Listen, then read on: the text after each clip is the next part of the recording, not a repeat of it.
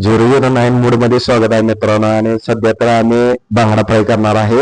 आणि हे बघा रेसिपी, आलं लसूण पेस्ट घ्यायचं आणि हळद घ्यायचं, हे सगळं मिक्स करून एक जीव करून घ्यायचं मित्रांनो. परत बांगडा घ्यायचा आणि बांगडा घेतल्यानंतर त्यात सगळं मॅरिनेट करून घ्यायचं.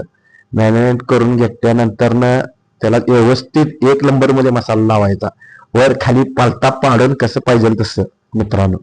आणि सगळं झाल्यानंतर आपल्याला मित्रांनो एक 15 मिनिटं भिजत ठेवायचा. भिजत ठेवल्यानंतर बांगडा आपल्याला कसा मुरतो त्यात आणि एक जीव असं एक टेस्ट मिळते आपल्याला.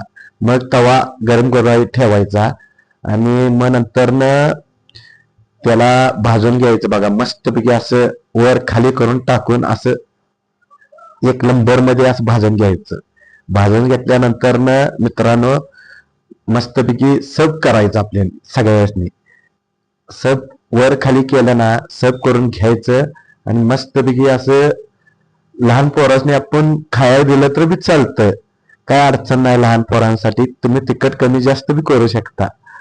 आणि असं सर्व केलंय बघा. अनेकदा बघा येतं कसं आहे, एकदम मस्त दिसतं ना. मग सईला पहिला आपण टेस्ट करायला दिलेला आहे मित्रांनो. सई बघा कशी टेस्ट करत आहे आणि सईला कसं वाटतंय आपण विचारल्यावर एक नंबर वाटतंय म्हणते सई. मग साईला बी दिलं, साईला बी एक नंबर मध्ये वाटतं, मस्त एकदम. आणि मित्रांनो मग भार्गवला दिलं तर भार्गवचं काही रिएक्शन नाही, कारण की त्याला चव बी कळत नाही, काही बी करत नाही. मित्रांनो सबस्क्राईब करा, शेअर करा. हे ब्लॉग इथं संपविला जात आहे.